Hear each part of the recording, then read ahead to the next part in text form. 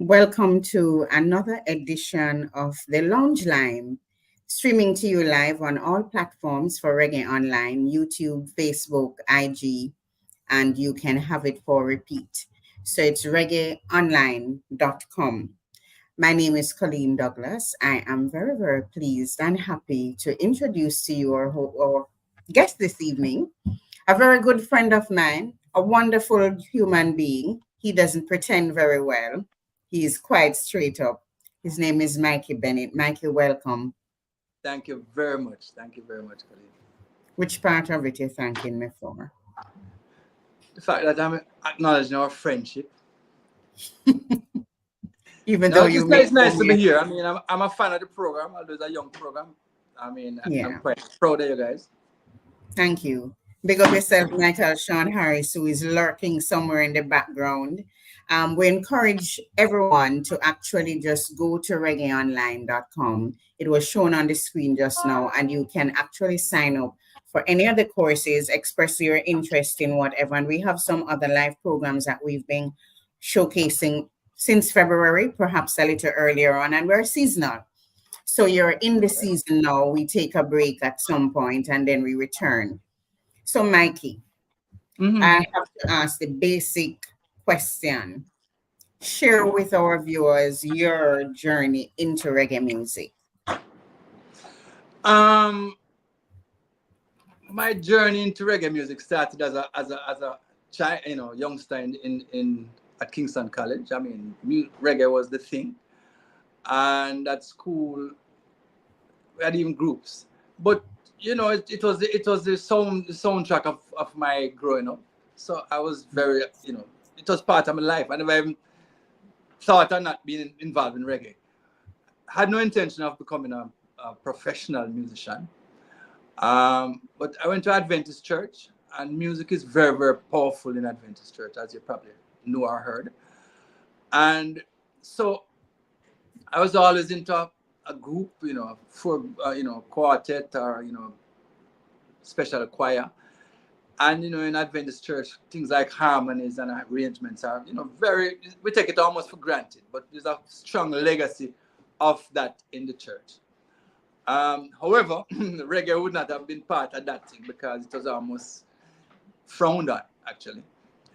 But as you live two lives, one as a student going to KC, and the other one as a young Adventist person, going to church on a Sabbath and thing. And at some point in the life, the both of them started to tug at each other. So there was this little conflict, I'm wanting to be this young teenager, young Jamaican teenager who enjoyed the music, but the church didn't think it was, the church frowned on it. Mm-hmm. So at that particular point in time, I had to make a decision about getting involved in music. So as I remember the KC choir, and one evening coming from rehearsal, I stopped by then producers Mike and Jeffrey Chung, who lived right close to me. And we spoke about the thing. And Jeffrey had something that he needed sung. And asked me to come to the studio, to Harry studio, to sing it for him. Mm-hmm. And the bug bit me. I mean, that was just a marvel. And hearing the thing on the radio about 3 weeks later was just crazy. I couldn't even believe it. I mean, I was very nervous in the studio, but I was even more nervous listening to something that I was a part of on the radio. But like I said, the damage had been done. The bug had bit me, and I mean, I still didn't think it was something that I was gonna be exclusively in. So was an opportunity to join Home T4 because a member had left, and I'd written some songs. I was always writing, and I'd taken some songs to Mikie Chung for him to put the music for it. And he said, listen, there's a group that I think would love this song. Long story short, in the process of teaching them the song, I was asked to join the group. And this was just like, wow. They were still, I had a really good job, I was, young corporate executive, earning good money. So this was like the perfect hobby, perfect something to do, get away. Until So we started recording. I mean, we had money. I mean, all of us were working. And so we started to finance some recordings. And that was that was really, really exciting. You just wonder how people do anything else. That happened and that happened, and it got to the point where I got more and more involved in writing and more involved in. I became the vocal arranger for the group. I used to play like a piano, so I could run the rehearsal and stuff.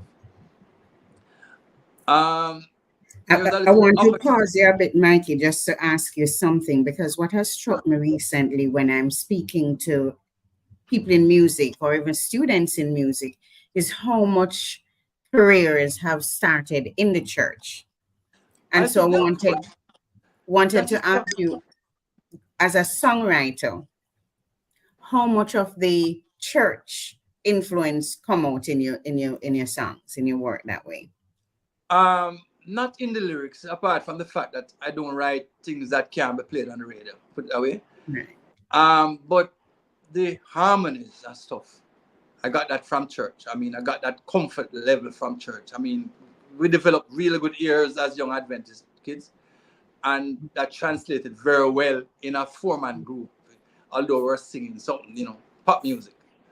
But yeah, and that was it. I mean, once I joined the group and I started to do some performing, we started to work on the North Coast and things. But I'd leave work so I tell people by the day I was this executive, and even times I'd take off my tie and buy a cane and pull up at a studio. I remember the first time I pull up at a studio and my tie and my tie, everybody's looking at me, and looking at me, where this, who is this? So I felt really out of place there. So I took off that tie as I got into the car, and the piece of cane helped. So I just wanted to be a part of that, that cohort. And trust me. And I think when I realized that I had writing skills, I was welcome everywhere I went, as somebody who could help. And I was even thinking about publishing or somebody start a song and I'd be in there and I hear them struggling for a line. And I just wrote and I started to write, and people started to have more confidence, and I got, more and more, so producers would be happy when I came because I would just take over the session. So both things started there. Tell us a little bit about your creative process for writing. What happens? How does it happen? It happens. Here's the thing about writing now. I don't think we ever stop writing. So ideas come to me all the times, and I just file them for future use. I was a reader, and I was a serious reader. And I was telling my kids that I used to get punished for hiding and reading Hardy Boys. Me too. Yeah, so my family was that kind of family. Always read. So my vocabulary was quite good. I fell in love with Stevie Wonder and Paul Simon at an early age, and was fascinated by the use of, the metaphors and things. I was also, fascinated by a lot of the popular songs. I didn't even realize that a lot of the popular songs were cover songs of some, very popular American or written by some notable writers.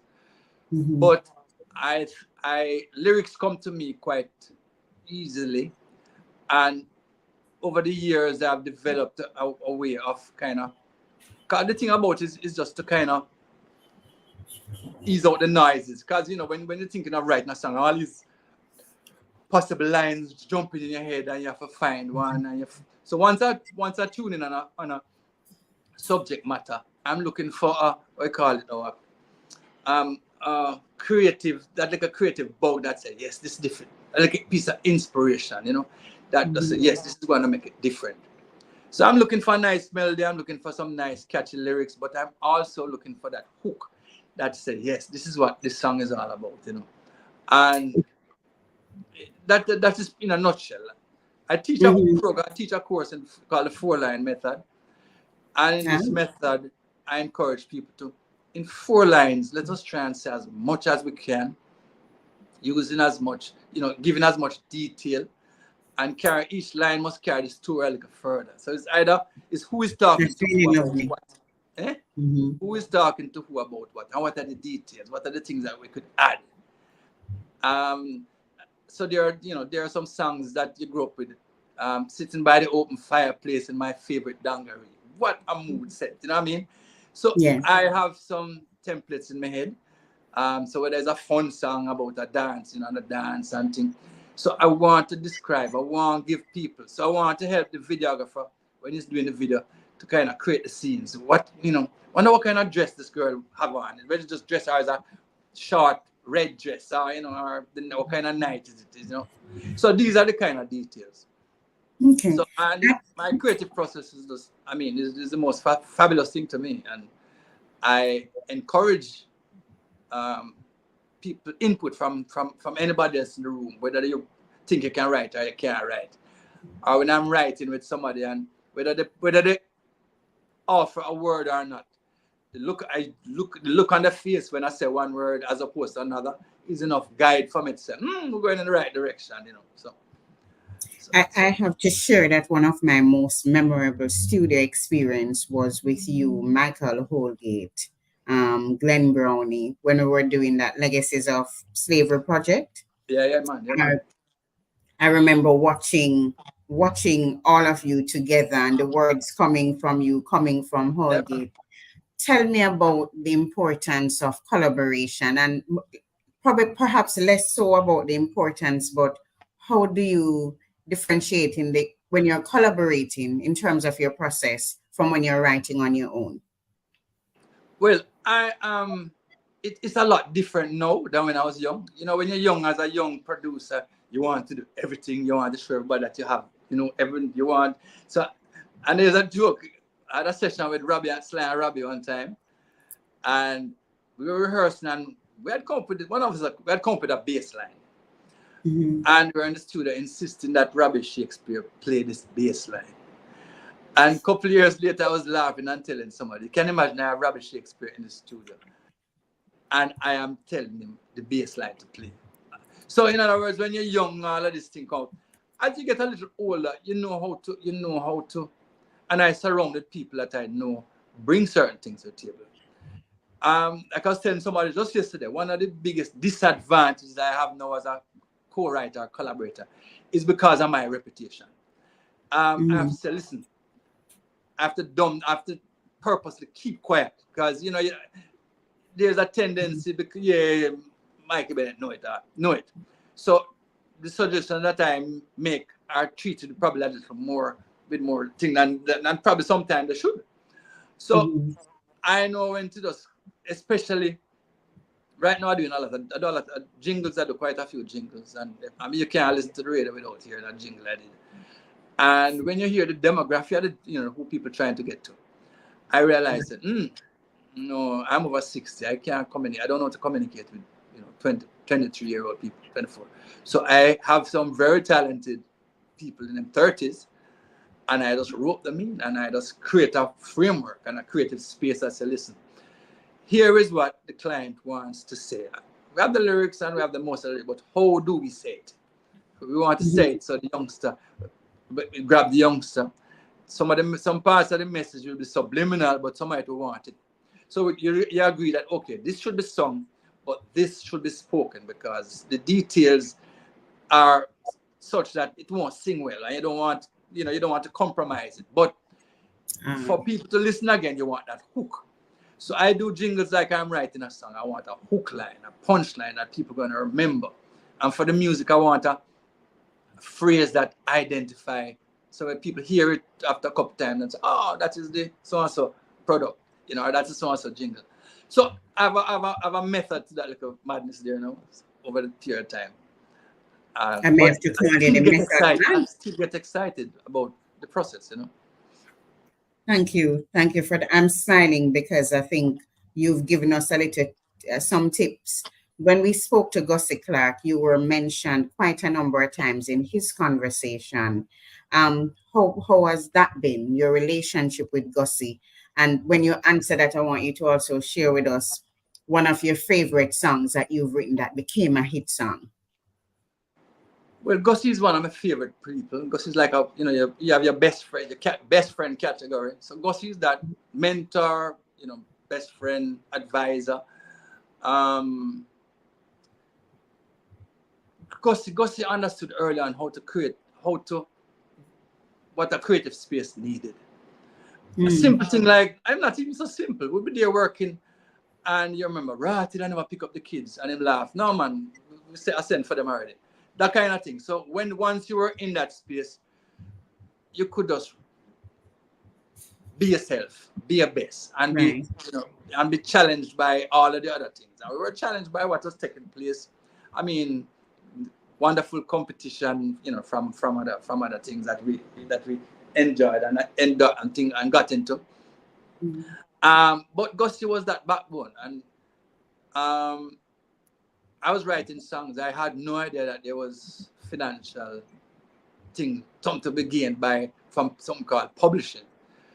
So Gussie got a call from David Radigan one day and said, listen, there's a guy from this group named Home Tea that wrote some songs for this group. You should get him to write some songs for Dennis Brown. So okay. So Gussie came and said, because Gussie and I went to KC, but we weren't close then. So he said, it's really you, brother? I said, maybe. And that was the beginning. So before we got to the Dennis Brown project, I did a song for probably GST Lodge, for the Diamonds, for Pama, a couple songs. And so by the time the Dennis Brown project came along, we had a good team, and we had a good working relationship, and it was seamless. I mean, by this time I had gained this confidence, and my abilities as not only a songwriter but as a vocal arranger came, so I was trusted with voicing a lot of the songs that we wrote, arranging the harmonies, and so our friendship blossomed into a good working relationship. And most importantly, Gussie signed me to a publishing contract, and when I got the first advance, I don't think I've ever had so much money in my hand at any one time. And that was, he said, listen, what you have is so special, and this is where you're going to really make your money. I know you love the this and that, but this is where your real money can come from. So, oh God, you can imagine how much songs I wrote the next week. It just, I said, wow. So, Money, the great it's sweet in the motivator. labor. It's sweet in the labor. No, but I want to take.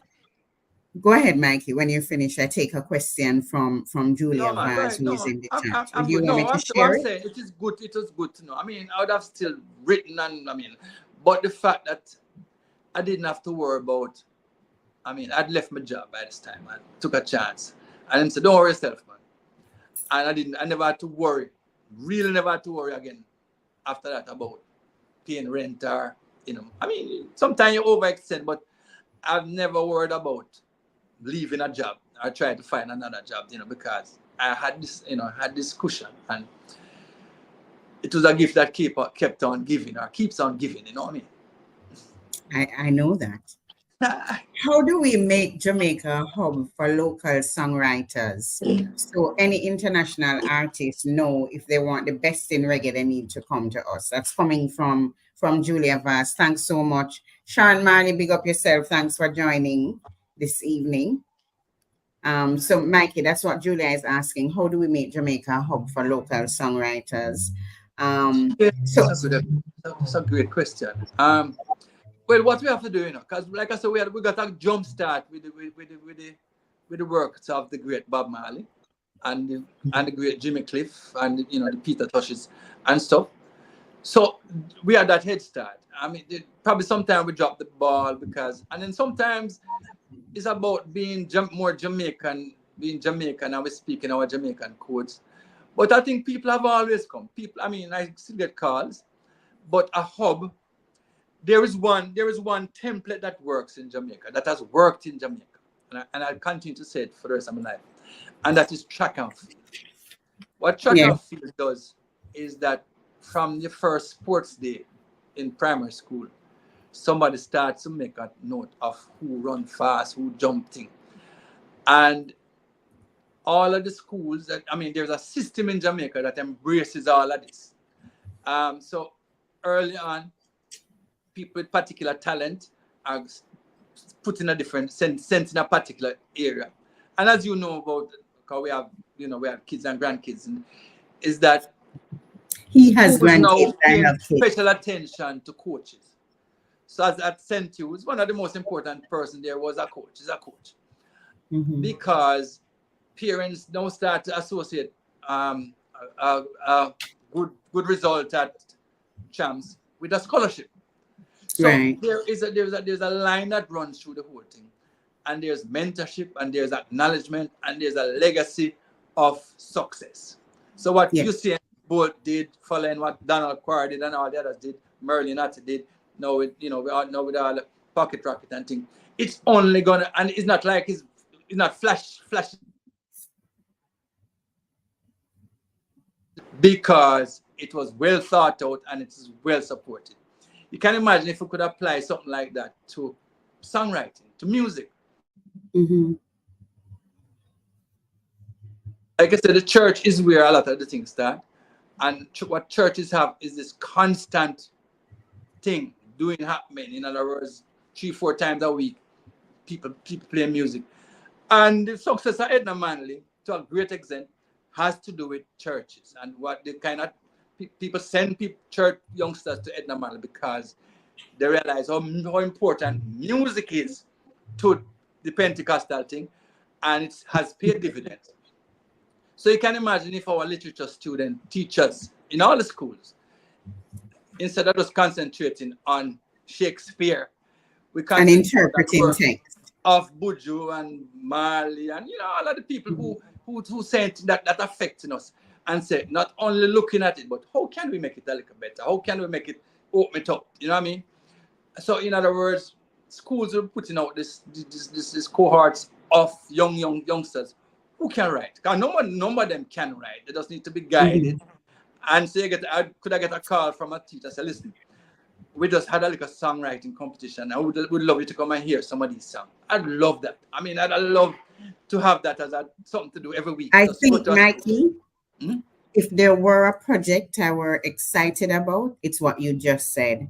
I do think that literature Let's make right it happen. now Let us make it ought happen. to be way more meaningful than it Yeah, is. man. Yeah, It man. is beyond trying to analyze text. And I think what you said earlier on about having a hope, your method, having a hope, the 4-line method, conveying that to teachers and seeing how, you train the teachers to use their literature skills as a template for Yeah, shaping man. some songwriters. So that's a project that I'm interested in. We're going to talk more about that. Oh, I let us want to do that. shift a little bit from your songwriting abilities and successes to your production abilities and successes in that area. When did that shift happen? I know you balance both, but when did you find yourself entering production? Yeah, well, like I said, it started with Gussie. Um, one time he has a I was credited on an album that I did a lot of work on as an associate producer, and it was very exciting. I mean, I felt really proud of it. But you see, when you're a part of a creative team, and your opinions and your thoughts make a difference. When I spend a week and write a particular song, and I go into a studio with a set of musicians, and they want to rush it off because them in a hurry and thing. And I had a nice chord arrangement with a nice bridge and thing, but somebody don't want to spend the time.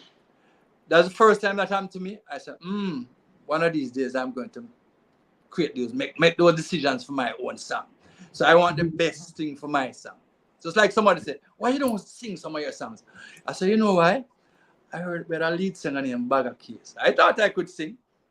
But the first time I wrote a song and Bagger sing it, I said, I You not can. singing none of my song them. No, sir. And I can find somebody. And as as the thing grew, I found more and more people. So you can imagine what the joy I felt when I heard Dennis Brown sing a song that I had written.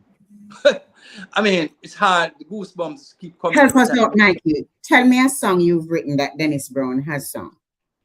If you want me, you If have you, to take me as I am because I've accepted you for who you are. nice. I'm Yes. flirting So with that, you.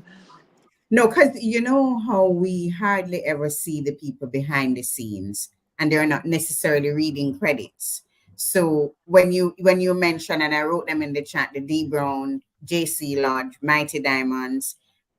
Tell us a song for I want JC. to tell you that my most popular song is "Make the Christmas Get You in a Good Mood." When the Christmas get you Yeah, in a good yeah, man. mood. Oh I yeah, wrote that quite early, and it has survived. It has, it that's become one of continues. the Jamaican standard songs. So it was good. I wrote a song for Sharon Marley recently. We had a conversation about, I had the pleasure of working on her new album. And we were just talking what kind of song. And, she have to get back. She wanted to do this. So there was a song named Get Back to Me. So it was really about getting back. And I love that song. Really, really love that song. I spent a lot of time. It took me a lot of time to write because I just wanted to do everything to be right. And when she heard it and she acknowledged and she said yes. But that is something that I continue to enjoy, the fact that you write something on somebody. And there's that, no matter how many years you do it and how many, when you do a demo And how many times? and you send it to somebody, there's that period of uncertainty. Even though you love it and everybody in the studio love it, But until you get that call from whoever the artist and say, listen, boss, I love this. Then exhale and say, okay, let's do this now. So that is the production I find. So I was working at Jammies, which was one of the best things happened to me. And I was Jammies by day and Gussie by night. So I was getting the best of both worlds. So I like Jammies that. was where it was happening. So I was meeting all of the top artists. And like Shababa thinks, DJ ears cock up when him here, boom rhythm. Mm-hmm. It also cock up when I'm here, boom lyrics. So after a couple of weeks at Jammies, I got the reputation and the word started to go that all you need to do is carry 1-2 line go man and the suit I just finished up for you. It was work, but it was great work because I was working with the best in Jamaica. And I learned, they like what I was writing, but I was learning so much from them about what not to write and how to connect as opposed to how to show off. Because you're young and not showing off and have these lyrics and all these things, but it was flying over people's head. And I got to Stick up Jamaica. in Mikey. Yeah, man. Sharon has written, I was nervous. The song told so much about me. And as you speak about what not to write versus what to write, when you decide to go personal, No, well, was that intentional? no, Was it? it's up to, no. In other words, the song was based on a conversation. So at any point in time, if it was too personal, she could have said, I know I was open to the fact, say, listen, no, I don't want to go there. But I think we struck a nice balance. Because vulnerability is, as you know, vulnerability is the most important thing in art. And people connect with vulnerability because it affects such a big part of the population, the world population. Shows your truest Anything that heart. you and I feel or think about a thing, other people have had that same feeling. So that's why love songs are still the most popular. That's why horror shows are still popular. Because getting scared is a thing that people know about. And that love and that insecurity and that vulnerability that you have given your heart and it can get broken because if it feels so good today, I wonder if it's going to last. So vulnerabilities and even the passion that you hear in people's voice when they're angry. Yeah. That's saying, listen, I know, I'm at the edge now. So I love that. And I love that emotional flashpoints is what I go for in songs. That little one line that someone said, right, so that it's like that person reading my diary. That is my thing.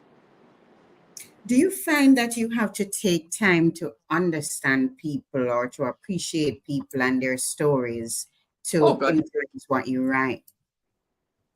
Well, yes and no. Yes.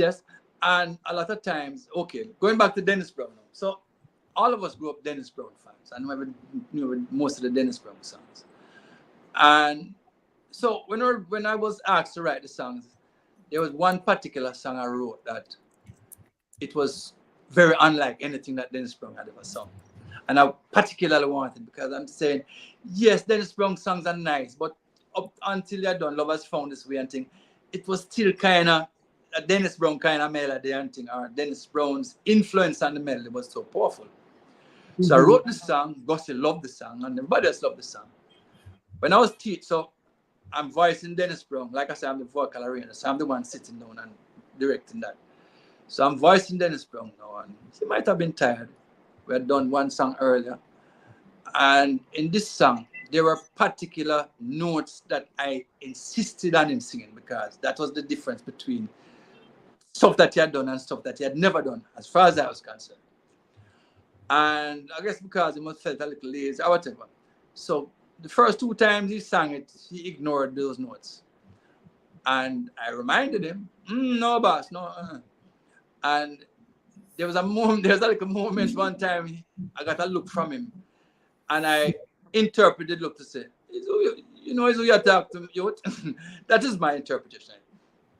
And I felt a little weird. Anyway, we did it again, and I said to him, you're missing that part. And I said, try it without the music, which I guess nobody had ever said that to him before for a long time. So he did it without the music. I said, yeah, man, see it there. Because, I mean, I got into the thing now. I forget that was Dennis Brown. So him sing it, him still sing it wrong. And I stopped the tape again and him stopped for a long pause. But Gussie was right there in the studio and tell me, make him do it right. And that's all I needed to hear.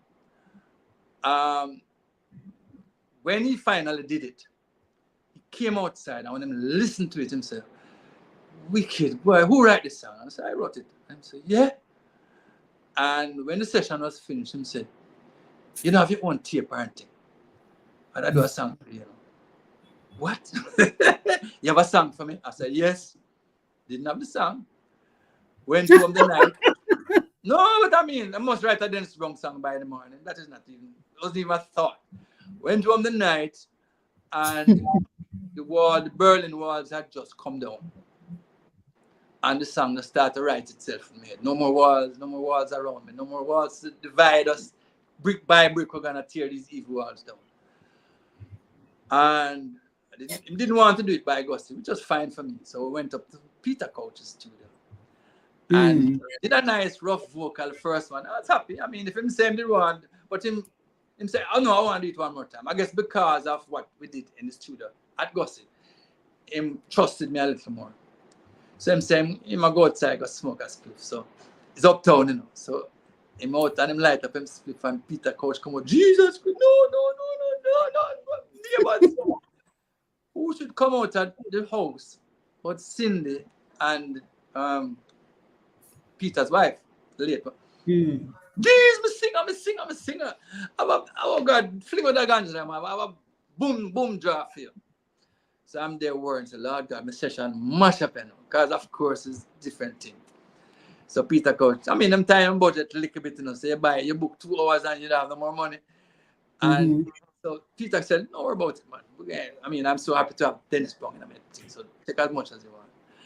And that song came out, and it came out real well, and sent it off to Greensleeve at the time, and then said, yes, I'd give the money to do an album with Dennis Brown. And we ended up doing 2 albums. And I think a lot of it had to do with that encounter. See, that trust factor between producer and artist or songwriter thing is so important, you know. I mean, you know, when you make people feel vulnerable, both vocally or emotionally and thing, they don't forget it. And when it come out and they feel safe, because one of the things about being vulnerable, you want to be in a safe space. So if the producer or the arranger makes you feel, listen, we both want the same thing. I want the best vocal performance for you. I want the song to be a big hit, and I'm not gonna cut any corners, and I won't allow you to cut any corners. And that is something that I'm proud of that reputation. I have the reputation of being a hard taskmaster, and I love it because people come back. When they come back, they say, okay, yes. You know, so Mikie, you are a safe space. You've been a safe space for me. You've been a safe space for a lot of young people, a lot of young artists. I don't know if I've said that to you before, but I'm saying it publicly. Let's talk a little bit about mentorship and your conscious mentorship. because it's not people coming to you. I think that you have consciously decided that you want to mentor some young people. They're drawn to you, True, but true, true. you go to them. I can't take all the credit. I grew up in a family. That was the Mhm. legacy of that family. I mean, from I used to go to my grandmother's every summer holiday up to a particular point. And every time I went there was some new youngsters in the place. She had a basic school that was funded by, I think, USAID. Mhm. And so the youngsters would go from, going through that thing, then they would come back to become teachers. There was always a young fellow or a young lady in there. And my grandfather was very strict. So the other parents in the district were very happy to send the daughters over there, and the young sons who were giving trouble. So I grew up in that mentorship space, and Mhm. my mom and her sisters developed the same thing. So we grew up in Vineyard Town, same kind of situation. It's like, I mean, I was with my brother was here recently, and he said, "Boy, your house coming just like Second Avenue, and coming just like my place in LA." There's always youngsters. I remember my mother went out one time and saved up, bought this wonderful living room set and put on this nice carpet and thing, and everybody said, "Bossy." And we came back about 2 weeks later, and the carpet gone. And somebody said, "Where the carpet?" And she said, "If I'm gonna put the carpet, nobody don't come in here." I don't want that, and that has stuck with me all my life. So my space, my house space, mustn't be a place where people don't feel afraid to walk or feel, it must be clean and nice and thing, but it must feel like you don't have to be on your P's and Q's. And young people is that, I don't know. I think I'm very quite young at heart, although I have all this experience and this information. And my kids have kept me that way. Um, my kids and I are really close, really, really close. And even though my grandkids and I are much closer. But that is what it is. And I had the benefit of a solid education. One of the things I noticed is that, like I was telling somebody just yesterday, I grew up in a family that made me feel very special. And Mhm. I was expected to do well. So when I started doing well academically, it was not a surprise to anybody. Um, it was a surprise when I didn't get a one in English. I got a one in literature. So it kind of balanced out. And when I got into music, one of my aunts started working with me. And so one day she was picking up some lyrics and she said, "You sure them boy understand everything I write for them? What you need to do before you just give them these things to write, I think you should just um, explain to them what you're saying. Because they sing it well, but," Mhm. and I said, "Right, I never thought about that." So after that, I started doing that. I started doing that. When I went to Jammies now, one of the the significant points in my life, I was doing a song with Pinchers. And because them say I have the foreign style, so everybody loved that. So I wrote a lyric for him and said, "Yeah, nice, but I wouldn't say it that way." I said, "How would you say it?" And when Pinchers turned the phrase, I said, "No wonder you have 5 songs on the charts." I could have seen More hear everybody. the phrase, Mikey. I don't Nobody go remember it. in I don't church. remember it. But I could have feared every. It was a girls, one of them girls song, talking about that Mhm. particular. But I could have hear every girl along Maxwell Avenue when I grew up nodding and saying, "Yeah, I mean that. And it's me I'm talking about." And I said, "Oh God." Mhm. So up to this point, I was still um, proud of my ability to impress people with lyrics that sound like foreign tune. But as opposed to embracing the magic of the simpler metaphors, creating a new metaphors, and using a lot of time interspersing some of the very Jamaican things, making it simple. And I forgive Pinchers, you know, give thanks to that. And I started to listen now to other people. I mean, I started to listen to Bonnie Wheeler. Well, of Bonnie Wheeler. Well, of Bobson. Well, of Dennis Brown. The simplicity of certain things. And so, okay, cool. And I used to try and listen to rock, but I never get the lyrics because I never share that experience with them. Yeah. He is a great. I've never been a person to get high, and I've never used hard drugs, and so I don't understand that space, and I really don't care. I love simplicity, and I love melodies, really, really love melodies, and I love catchy lyrics. So I love to explain things, and I love to think things that make people feel vulnerable. I know that you're one of the champions of the Edna Manley College School of Music specifically. I'm a Um, place that. you know your place. Michael would share that when final year students need spaces for rehearsal time, they're getting it at Grafton. You're Yeah, man. also helping with music tech, and you continue to do that. Is there any young artist, any young musician that right now you look at and you think that person is going places and I want to work with? Not recent. There is Tamoji and there is Jamila who I met there and who I've adopted. I mean, but I love Mortimer, love Mortimer. But like I say, I had a front row seat to all of to who are now the top musicians in the land, the Montes and the C sharps and so on and so. Yeah. And we started a rehearsal space because of somebody from Edna, Richie Joma. We're doing a commercial, and we needed some people from over there. And when they came over there, they said, "You have a place that we can rehearse," and there was a space around there that nobody was using. And we happened to have extra drum set, and we hook it up, and they said, "But Mr. B, it's a rehearsal space." And I said, "Yeah." We put a air conditioner in it, and it became a space. And Mhm. because of what, and I mean, I love I met Kevin, um, and they became so crucial to my production. I mean, right now, Wade is my, Monty and yeah, them Jerks. These are the people who, I mean, You call on. yeah, it's my A team. And like I say, it's more is a uncle nephew relationship we have with most of them. And a niece and by Sheraton thing.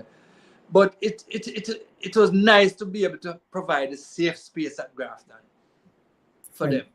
Yeah. And why I decided to give time, I just donate time to. They were doing a final year show, and this young lady came to book some time and invited me to the show. And the production was that she had a busload of people coming in from doing all kind of something. So I just assumed that the school gave them some money to do it. So she Mhm. came and she was very thinking. I said, "Boy, I can't find the money to pay. Can I owe you?" And I said, "Listen. So the school don't give you the money." No. So I said, "Who we doing all them things? Are she feeding people?" She said, "She have a fine." I said, "No." So I called Stewie. I said, "Stewie, I'm going to donate 50 hours every." And it started a wonderful relationship.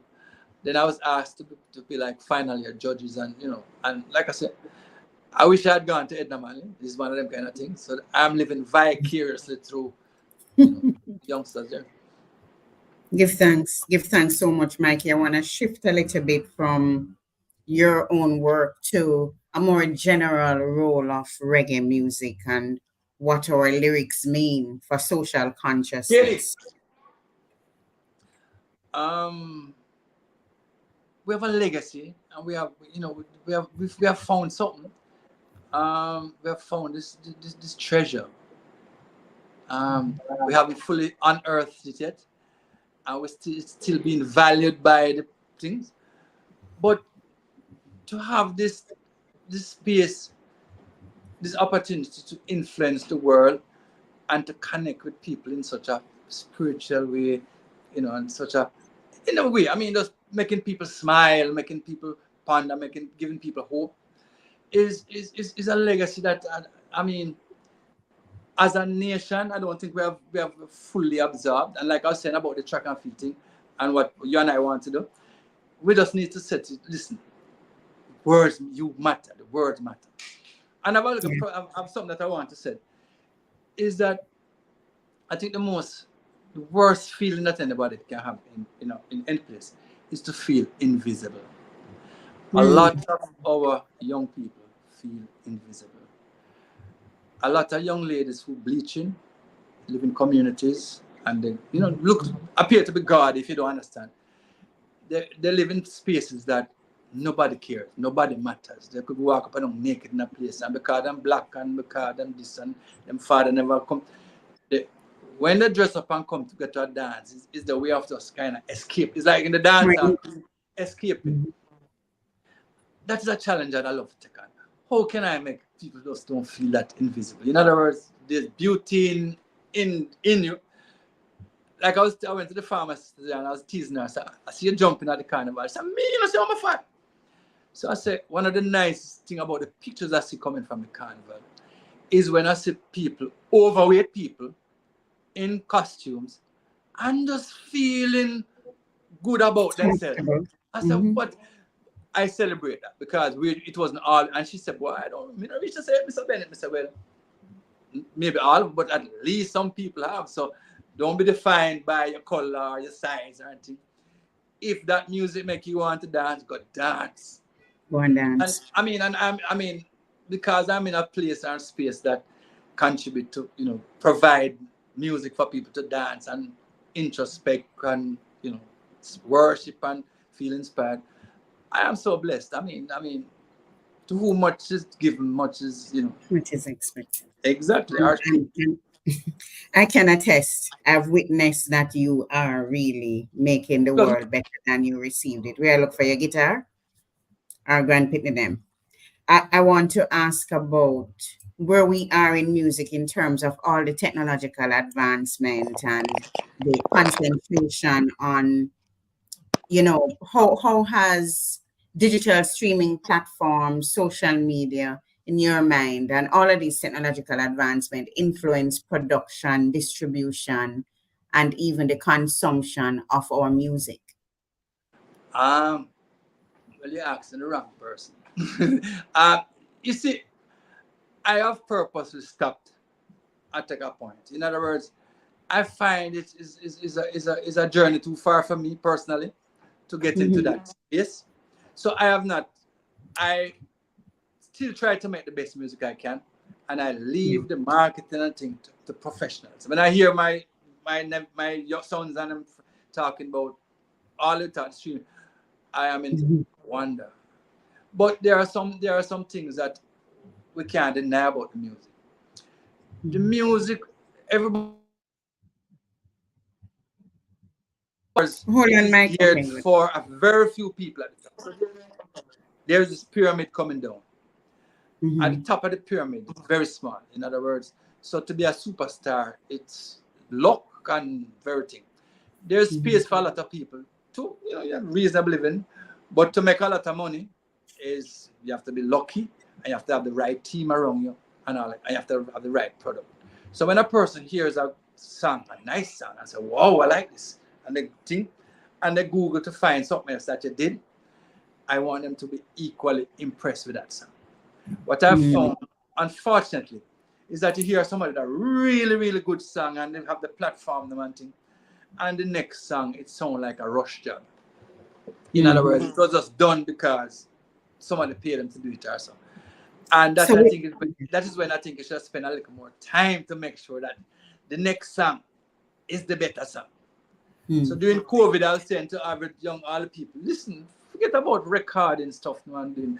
Now that time with us because the ecosystem around COVID was not conducive of putting out stuff and it working. You're gonna waste some song.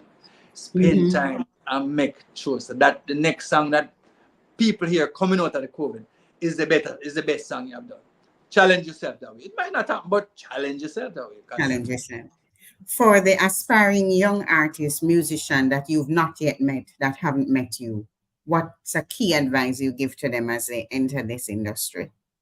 but make sure you love it, make sure you would do it if you didn't get a dollar, you know, Mm-hmm. and try and be better. In other words, don't settle for being average or even be good. Work towards being great. It's like I Mm-hmm. was saying, it's a long time I don't go a stage show or so. And got blown away by a vocal performance. Our stage performance where somebody says, so I see rehearsal and I see arrangement and I see thought and thing going into it. And I realized that this person realized that not shouting, but singing and was the best, was the way to connect. You know, I'm looking forward to that. And I'm always on the lookout for this, for the next young, I heard one last night.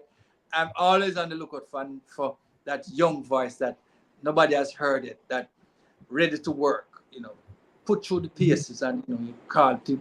I mean, like I tell Michael Harris, I wish there were 3 of him because every week I'd send him somebody as a student because I know how important it is to have the right tools. And if you have if you are the only person who believes in your talent, something not right. See?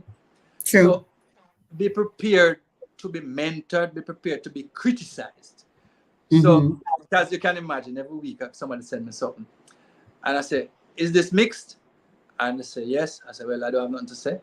Send it to me before it finished, so I can, if I have a criticism, I can. I don't want to criticize It's yourself meaningful. when it's already out there. It can cause a nightmare. So, and you are depending on me to give you the truth, and I'm not gonna give you nothing less. Because if it don't sound good, I don't listen to. I mean, if I hear something and there's auto tune on it, I just don't listen to it because it's not you that.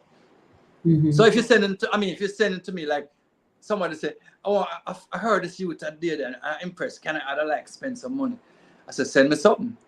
When they send me something, I said, okay, I don't even know who this is. Tell him to send me something without attitude. So I can tell you if this is an investment that you would make. You know, and I'm old school. I understand that this is a new sound and it's fine. Youngsters don't seem to mind it, and that is fine. But when somebody come to me, I'm assuming that they've heard some of the stuff that I've done and want something that sound, sound good. So not my kind of way. I want you I'm to very give comfortable in my skin as a producer and as a songwriter. Thank you for that, Mikey. I want you to give me a fun moment. I want a memorable moment in studio. Oh God, them things always draw blanks on me. Well, Toots. One of my stories, Toots. Toots is a man who Toots used to love the studio, but if anybody knows Toots, anywhere Toots is there, there's this puff of smoke surrounding him. He has to smoke, and he's not smoking like a split, I'm smoking this pipe. So Toots booked the studio now and up there working, and I'd booked a gospel act to work in the evening. So I get a call from the lady, Mr. Bennett, what happened? All this smoke, what happened? No, when you have a student, somebody call and says smoking, the first thing you're thinking is electrical fire. So I rushed down to the thing. So when I go in there, as you open the doors, you smell the fact that Toots was here. And him never even go in the studio with it, him happened to just be in the place. When I go into the studio, all of the little musicians that she had brought, the gospel there, them giggling, them laughing, them, and all of them high. All of them high. And the lady said, Mr. Bench, I have to carry them home to them parents. What am I going to tell them? And we have to laugh. High from secondhand smoke? Oh, let me say that. You have to party way to go in that studio. The way. No, that is Toots. So when Toots come the next day, and Toots said, boy, I want some more time. So I said, Toots, here's my problem with you. When you work, it take me a whole day to blow the smoke out of the studio. So you have to pay for that day. He said, no problem. So he booked 4 days and pay for 5 days. I said, all right. So that is my fun story about Toots. That was Toots was that kind of person. You know what I mean? I'm curious to know, Mikey, if there are any current projects you're working on. I know you're always at work. Yeah. I'm doing something with Stephanie Marley. She have a group of youngsters, Wake Up Jamaica. I've not been excited so for a long time. It's a lot of young singers. Some of them the first time that they actually sing in the studio. So we're guiding them and we're tuning them up with some of my old professionals. But it turned out really, really nice, really, really cool. And I'm sure you'll hear it soon. And Yeah, I've been asked to come to Barbados to do an project. So the Caribbean, I love the Caribbean and something, but I just did that. I just in the process of doing this. I have this young singer from Trinidad who we doing a working with, and we did like 5 songs on her album already, and she just called and said she found 2 more songs that she had done and she wants us to do more. So that is pretty much what it is. But it is what it is. Is there a dream project that you've not yet? You visioned it, but you've not seen it executed. Um, yeah, my son Tijan asked me the Mm-hmm. other to do some work with him. I went in the studio and laid some tracks for him, and I'm looking forward to that. Um, there's something special about him. I mean, if I may say so myself, he has this haunting voice, and I just want to help him to be a little more radar, not radar friendly. I'm still at the passion, but like I say, you need them hook lines. You need something to grab people. Once you grab them, you can, go and explain. And I don't want to take the fire, no fire out time, or the fire, but it's just a question of placement and timing and thing, or an alternative. So I'm looking forward to that project. Really looking And forward to that. with just 4 minutes to go, I want to ask you the hard question, or perhaps it's your fun question. We talk about Vision 2030, and when we talk about culture, we say towards a cultural super state. When you think of a cultural super state, tell me what you see. Mm. I see, like I say, I see a template like track and field being employed in the musical space, where youngsters with musical or with potential are being challenged in and out of the church, and high school, secondary school is a place where people can start observing them. And I see in every what you call it, 3 or 4 parishes, 4 of them around Jamaica, I see Mhm. performance schools. There are schools geared towards identifying and grooming these next stars, and a place for coaches, voice coaches. So you have the Edna Manley, which is like tertiary, but I want to build some more feeder programs for an Edna Manley, which putting out not just students but teachers, vocal coaches. We don't have enough vocal coaches here. We have a lot of things. But and I'd love to see people in gospel, people who call themselves religious people, taking Mhm. part in pop music a little more. Bring that morality and that standard to pop. Because all of you have a Whitney Houston album, all of you have a Songs album in the car playing. Encourage people in church to do songs like that. So in other words, you big, in other words, you plan put them in the body of the thing, and make the whole cohort of music a better place. Bring the influences without saying, Jesus Christ or sin and thing. Talk about life, help people to, people need hope. People need, that is what I'd love to see. Give And thanks. once, it's a build it and you come, once you have the talent, because a lot of us spent a lot of money to build a studio and a space, but there was no way providing that stream of talent that could come in and say, yes, yes, yes, you three, I want work with you 4 or 5. Before And we go, before we go off the live, Mikey, give thanks for the cultural super state thoughts. We have been speaking to Mikie Bennett, producer. We called our program Producing Reggae. He is the consummate music professional, the wonderful friend, Reggae's safe space, I'm going to call you today. Thank you wicked, for wicked. I love sharing that. Love space with that. me on the Reggae, on the lounge. Michael may almost call it the Reggae Lounge. See us again next week sometime. We'll have another interesting figure. If you want to hear Mikey again, you can say so and we'll call him back. But give thanks, Mikey, for sharing. I'm Coleen. I'll see you next week. Respect.